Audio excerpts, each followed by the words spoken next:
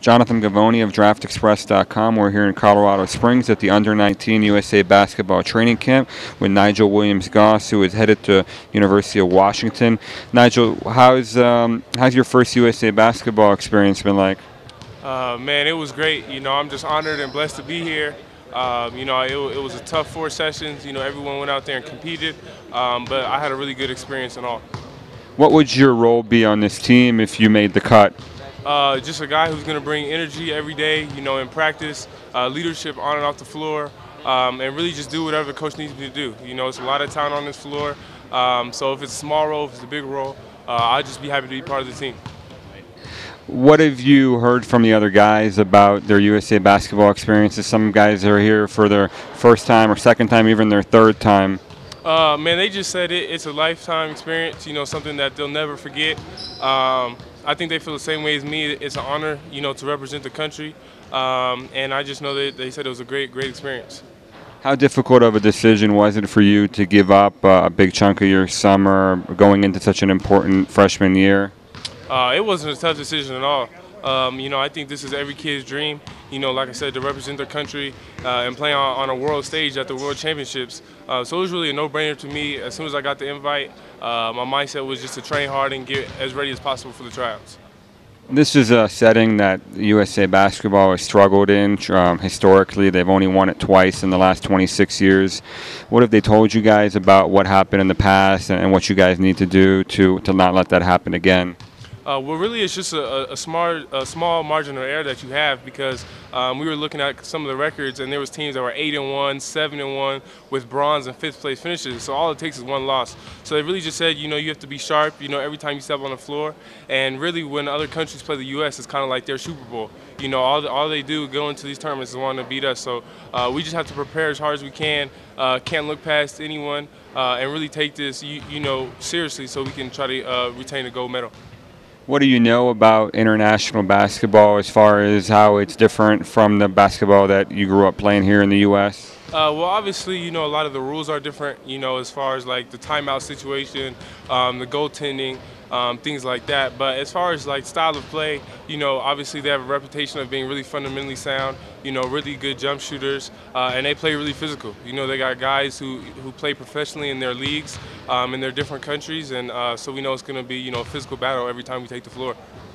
What's it been like going from being, as one of the top guys on your high school team, in your AAU team, and being highly recruited at McDonald's All-American, everybody's after you, every college that's offering you scholarships, to having to come in and earn your way here and having less than a 50% chance of making it, considering that there's only 12 guys to come out of the 27 here?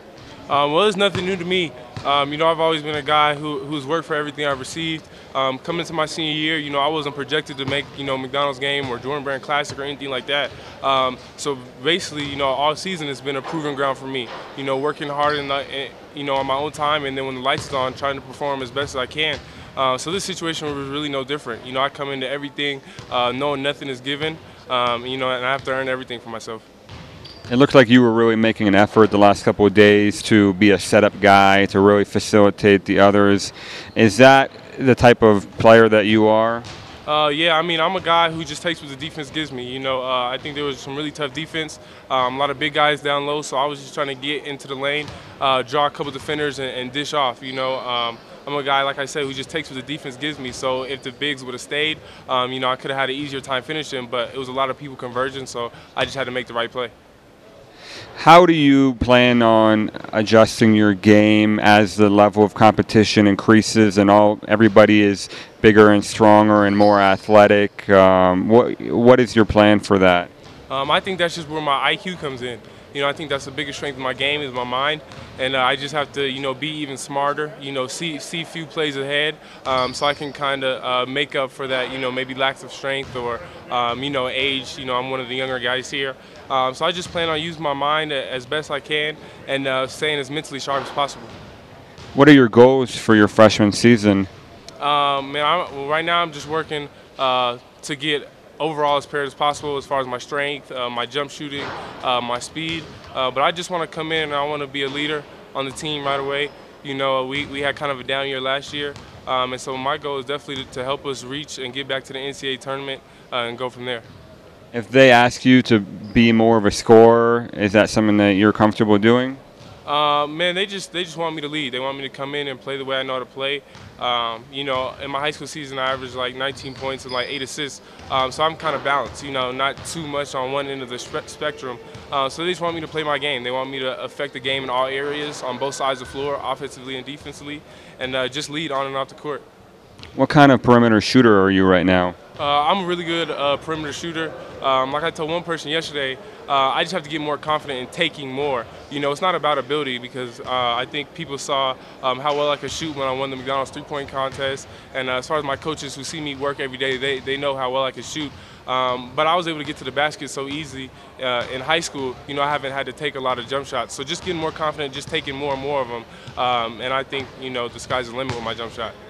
You were kind of an early bloomer, a guy that was identified very early on as a top prospect going to Findlay Prep. I think you spent 4 years there.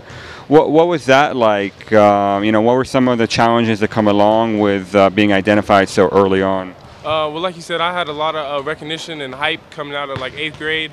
And kind of some of my counterparts that had a lot of hype in 8th grade, they went to regular schools, so they played varsity. You know, they averaged a lot of points and stuff, and I didn't really play at all my freshman year because I was playing behind Corey Joseph, who was one of the best point guards in the country in the senior class. But my mindset, it wasn't about any recognition. I knew, you know, some people could say, you know, I fell off or whatever because I wasn't playing my freshman year. But my whole reason of going to Findlay was to challenge myself every day for 4 years and be as most prepared as I could be before college. And I don't think I would be the player I am today if I didn't take that road. Did that force you to grow up faster, leaving home at such an early age and kind of having to fend for yourself a little bit? Yeah, it definitely helped my maturity. You know, just being a bunch around the older guys, you know, mainly Findlay Prep, we take juniors and seniors, you know, and a lot of foreigners. But I was lucky to have my parents move to Vegas with me when I moved. So I was kind of had a good mix of both. I still have my parents with me in Vegas that I can lean on, as well as being around, you know, the older guys of the team, basically 24/7. So I think I had a good balance, you know, of both. Thank you so much, Nigel.